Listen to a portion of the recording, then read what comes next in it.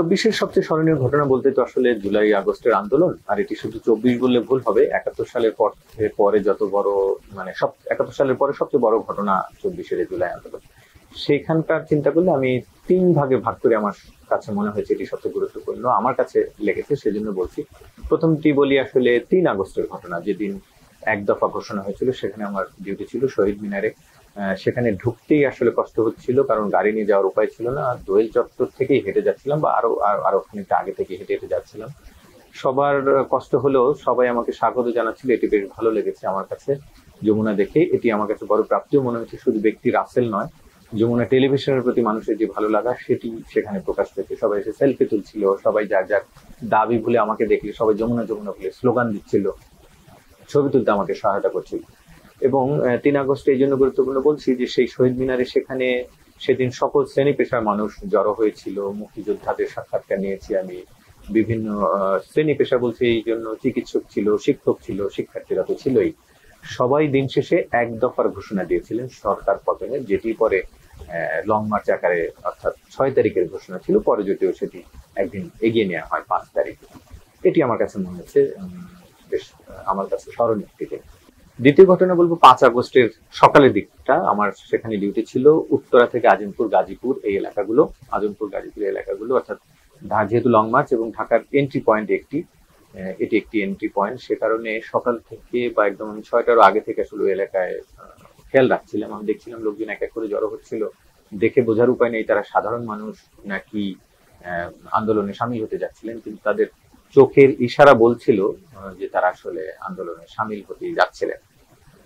আর এরপরে সেই ঘটনাটা আমি যখন সকাল 9টার থেকেই উত্তরার ওভারব্রিজের এখানে এসে অবস্থান নেই, এবং তখন দেখলাম আমি নিচে যারা সেনাবাহিনী সদস্য ছিলেন তারা কাঁটাতারে ব্যারিকেড দিয়েছেন, এবং উপরে একটি ওভারব্রিজ, সেখানে তারা জড়ো হচ্ছেন এবং তারা বেশ তাক করে গুলি তাক করে দাঁড়িয়েছেন। আমি তাদের সাথে সেখানে এসে দাঁড়িয়েছি।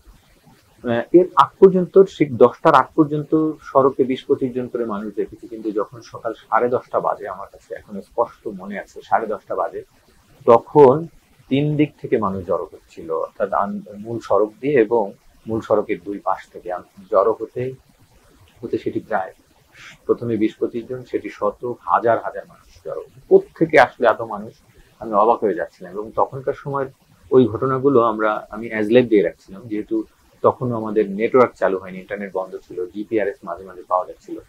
অ্যাজলাইভ আকারে দিয়ে যাচ্ছিলাম, তবে সেটি আসলে ভয় পাচ্ছিলাম যে আদৌ এত জনসমুদ্র আমরা দেখাতে পারবো কিনা, কারণ সেই ধরনের পরিস্থিতি তখনও তৈরি হয়। তারপরে দিয়ে রাখছিলাম। অফিসে কেবল যোগাযোগের মাধ্যম হিসেবে শুধু SMS এর মাধ্যমে যোগাযোগ রাখছিলাম। বসদের জানাচ্ছিলাম যে 10:30টার সময় কিভাবে মানুষ এসে কাঁটাতার একেবারে দুমড়ে মুচড়ে ফেলে সামনের দিকে এগিয়ে গেছে, এবং আইন শৃঙ্খলা রক্ষাকারী বাহিনী যারা ছিলেন, সেনাবাহিনী কিংবা অন্যান্য যারা, তাদের চোখের সামনে গুলি তাক করা ছিল, কিন্তু তাদের এত মানুষের জনসমুদ্র তারা গুলি করারও সাহস পাননি বা করেননি, যাই বলতে কেন। এবং সেই মানুষ দিন শেষে জনসমুদ্রের আকারে তারা শাহবাগ নয়, তখনকার কর্মসূচি ছিল শহীদ মিনারের দিকে তারা যাচ্ছিলেন, পরে যদিও সেটি গণভবনের দিকে যায়। তো ফলে এই যে মানুষ কাঁটাতার উপেক্ষা করে যাচ্ছিল আমার চোখের সামনে দিয়ে, এটি আমার কাছে অন্যতম আরেকটি গুরুত্বপূর্ণ ঘটনা। 3 নম্বর ঘটনাটি বলবো আমি ওই দিনকারই বেলা 12টার পরে। তখন আমি মহাখালী ফ্লাইওভারের উপরে নিচ দিয়ে মানুষের জনসমুদ্র যাচ্ছিল তেজগাঁও সড়কের দিকে। আমি ফ্লাইওভারের উপর থেকে ছবি নিচ্ছিলাম আর লাইভ দিচ্ছিলাম। এমন সময় জানতে পারি যে গণভবনে মানুষ প্রবেশ করছে বা করতে যাচ্ছে। দৌড়ে সেখানে যাই। দৌড়ের জন্য যে গাড়িতে করে আমি প্রধানমন্ত্রী কার্যালয় পর্যন্ত যেতে পেরেছি, বাকিটা মানুষের জন্য যেতে পারছিলাম না, বাকিটা হেঁটে হেঁটে যেতে হচ্ছিল।